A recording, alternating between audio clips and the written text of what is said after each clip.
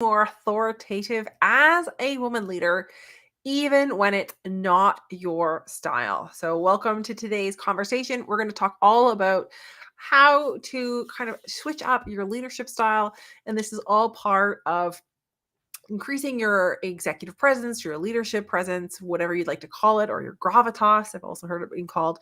So, if you're a woman in leadership and you're struggling with, getting your team to perform at the level that they need to, or maybe it is getting colleagues to meet their obligations, whatever that might be, where it comes to your communication, you're like, well, I really want to be a compassionate leader. I want to put people first.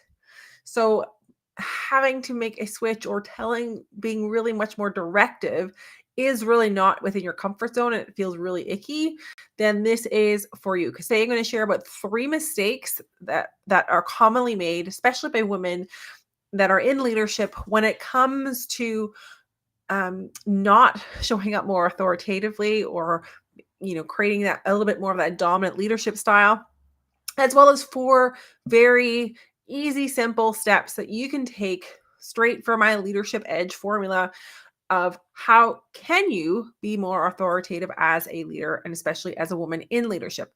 If you have any questions along the way, please don't hesitate. Drop a comment below, and I'm happy to answer any and all of your questions.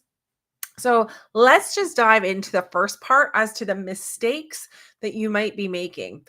So the first mistake that I have seen women make when it comes to being more authoritative, to be more directive, is around this fear of being seen as either bossy or aggressive.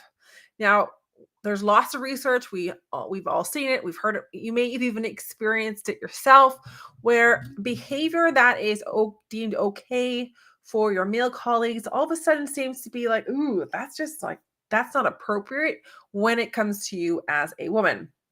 I'm gonna just lower this camera for a little bit. All right. So what happens when that is occurring is we get this automatic thinking, all right, well, I don't want to be seen as bossy. I don't want to be seen as aggressive. I want to be a leader that is really is known for her people skills. I want to be a compassionate leader. So in that fear, you then lean much more into that compassionate side, looking at it from a perspective of like, you know what, I want to have what's best for this employee. I want my team member to feel really comfortable in the role and to be happy in the role that they have. Maybe it's you're worried about your employee engagements rates survey at the end, whatever that might be. It is really a mistake when that fear is getting in the way. Now, number 2, the second mistake I've seen that commonly, that especially women in leadership are making when it comes to being a little more directive and a little bit more dominant in terms of their leadership style, is that you're doing the work yourself in order to avoid a confrontation. Now, I will stick my hand up. I've done this. I've done the first one, right? I didn't want to be seen as bossy and aggressive, so I would back away, or I just wouldn't take that next step. I would continuously be in that friend zone, trying to be friendly and helping my team or even my colleagues by not wanting to really push it. And then I would also this is the second mistake, is to be doing the work myself, because that was easier than having to confront that person.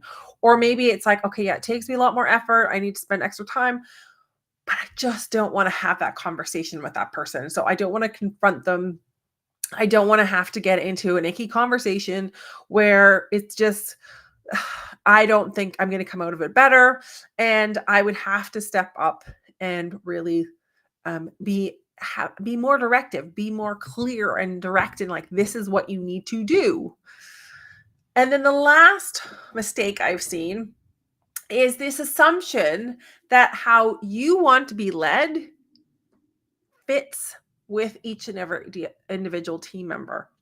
So we, of course, we look at, and I've done my MBA, and many of you likely have as well that are watching this.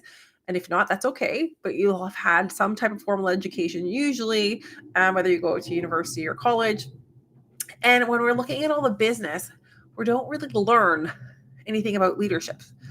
We've got, of course, the buzzwords of being, are you servant leadership? Are you more of an authoritative leader? Those kinds of things. We want to make sure that we're not micromanaging, et cetera, et cetera. But really, leadership as itself isn't really a topic or a course that you take, in essence. We learn all the strategic side of things, the theories. But really, leadership, when it comes to a style, we learn it by seeing. And so you will know, okay, well, I like this type of leadership style. Maybe it's you want more freedom, you want more autonomy. And then if you need more guidance, you'll ask for it. You just want your boss to give you the resources that you need when you're asked, those kind of things. But not every team member is the same. And I know, well, you logically might think, yeah, of course, not everyone is the same. What I've often seen is that you will lead in a style that is suited for you as to how you want to be led.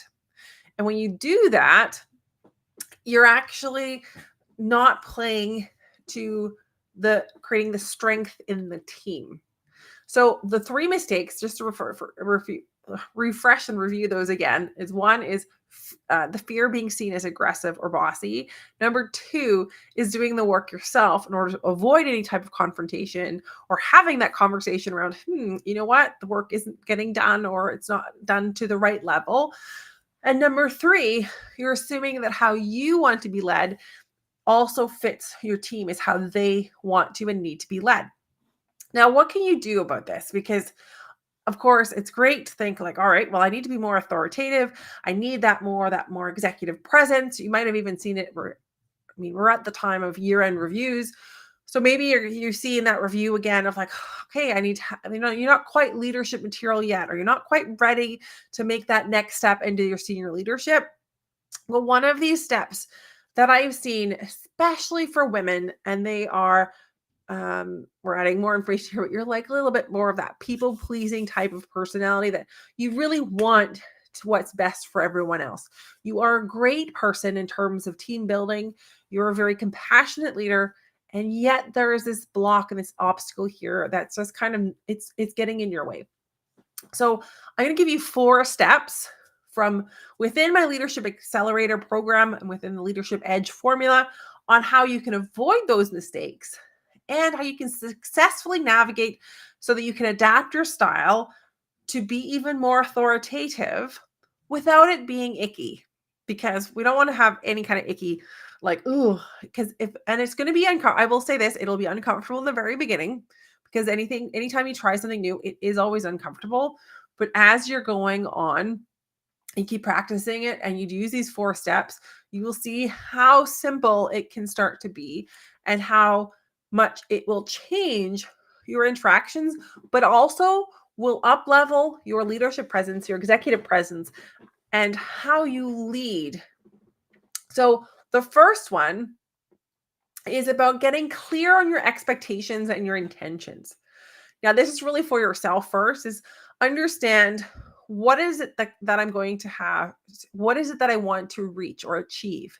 Without that clarity, it's really going to be very difficult to lean into that more dominant or that more authoritative leadership style, simply because you're not behind it in terms of what the outcome of it should be. So, for example, if you have a team member that isn't performing, that might not be doing all of the responsibilities that they need to within the role. Maybe they're kind of cherry picking, right? Well, I like this part of my job, but I don't like those responsibilities. So I'm just going to avoid doing those. But because they're avoiding it, it's affecting their performance and their output. So for you, if you were to go in and oh, she's just got to do everything, or they've just got to do everything, you want to get very clear as to what your expectations for yourself are. And this does not have to do, I will add an extra caveat to this. This doesn't necessarily have to do with what that team member wants, but you could look at it for this specific example, look at it from your perspective of okay, as a person who's representing the business, and as this is my area of responsibility, what expectations do I have of the person in that role? And what do I need them to be doing? And then your intention is simply that of, I need this person to be performing and delivering results at the level that's expected of that role. Step number two is remember that it's business. It is not personal. So what do I mean by that? Like, I know you might hear this more often, but realistically, think of it as a perspective of your role is a guardian for the business on one side and your team on the other, with you being in the middle, which means you need to ensure that you have the interests of both at heart, not just the team member and not just the business. And also, it doesn't have to be personal. So you don't want to bring in that conversation. And especially if you're like, oh, I really want to be compassionate, but I really struggle with that being more authoritative. You don't want to go into that conversation with thinking I'm going to make it personal about what you think of them, perhaps, or maybe being a little more subjective. So how do you do that? Well, you can be very clear and concise in terms of, okay, back to your expectations. These are the expectations of the role. These are the expectations I have for the next X amount, the next period, which you need to meet. These are the tasks and the activities that need to be completed. Now, notice at no time did I talk about the person themselves. When it comes to personal, you could be asking things like, okay, knowing this, these are the expectations, what resources and what support do you need in order to complete this successfully? Again, it isn't about the personal side, it is about the professional side, about the business side of things. So that's step number 2. Step number 3, keep it simple. Use the KISS method, whichever one you would like, however you want to phrase it, but really keep it simple and don't over explain. Now, as women, a lot of us, and I'm one of these people that I love to talk. And you find yourself oftentimes when you're explaining, you're not explaining for the benefit of the person who you're talking to. You're explaining for the benefit of yourself in the sense that you're defending your position. You're defending why it is that you are actually now more in that demanding, that directive style of saying, okay, this needs to happen. You need to complete this. And then in order for you to feel better, in a sense, because again, you want to be that compassionate leader that people like to work with, you end up taking a lot of time to over explain. When you over explain, what actually happens is you're watering down your message, you're watering down the authority that you have in that moment, and you're adding more confusion as well as more opportunities for your team member or your colleague or whoever you're talking to at that moment in time to actually say, no, I don't think so, I don't agree with that, and to really push it back to you. So when you're looking to be more authoritative or to be more directive as a leader, even when it's not your style, choose to keep it really simple. Be very clear, be concise, be direct, and do not over explain. You provide only as much information or explanation that needs to in order for it to be understood, but don't continue on to include more as a way of justifying it for yourself that this is necessary. And lastly, but this is also an incredibly important step to do this, is to follow up to ensure that there's accountability. So don't just once you've gotten all the way through, right? You've gotten to the first 3 steps. Like, okay, I know what the ask is. I'm going to make it very clear. It's not business, it's business, it's not personal, and I'm going to keep it simple.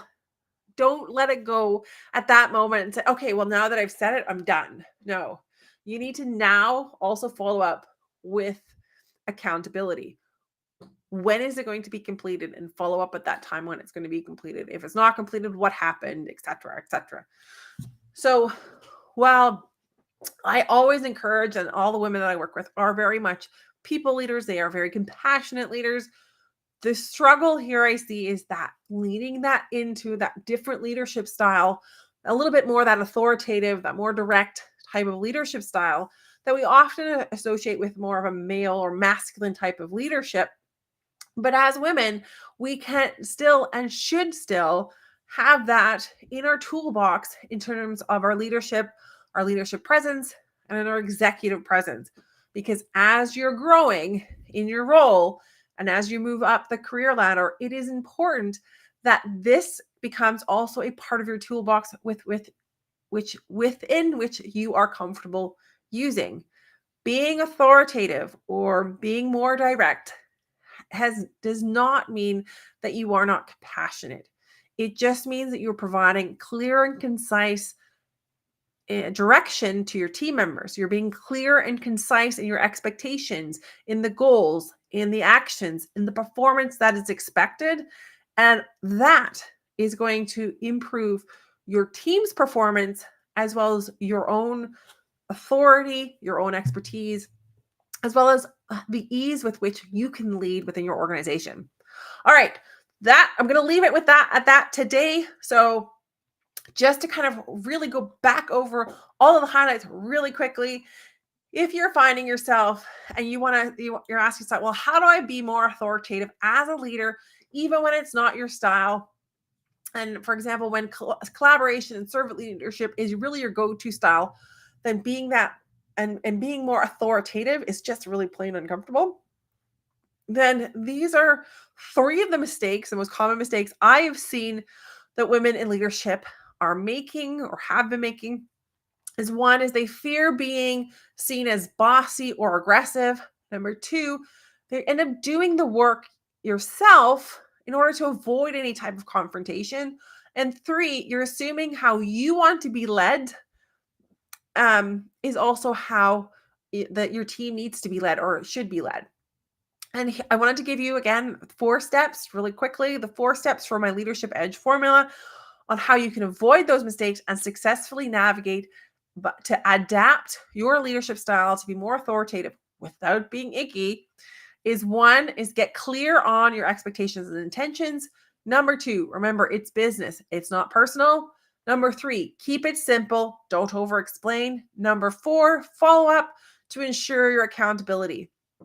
And so just want to leave it here, while being authoritative may never become your favorite style, with these few simple tweaks, you can include it as one of many in your arsenal of leadership tools. Now, I just wanted to give you one last opportunity here right before we head into the weekend. Do you want to discover how you can adjust your leadership style with more ease and effectiveness? Then I want you to DM me Audit to book a 30-minute leadership audit call with me next week. There are limited spots available. So if this is you and if you're interested in one of those few spots that are available for next week, then DM me the word audit. We're going to go through the different elements, and you will discover what it is that you can adjust or where you could put a little bit more emphasis on in order to make that adjustment to your leadership styles much more with more ease as well as more effectiveness. All right. Thank you so much for listening. If you've got any questions, please drop them in the comments or just send me a DM directly with all of your questions. My inbox is a safe spot. So each and every week I have questions from all kinds of different women, leadership in different industries and from different organizations, asking about these types of topics. And I just want you to watch out for in the next week. We're going to be announcing a brand new event again at the middle of December, which you are invited for as well. So there's a sneak peek there. If you want to know about that early, then DM me sneak peek, and I will make sure that you are one of the first people to know about this new exciting event that's coming up this month. All right. Thank you so much for listening, and I will catch you again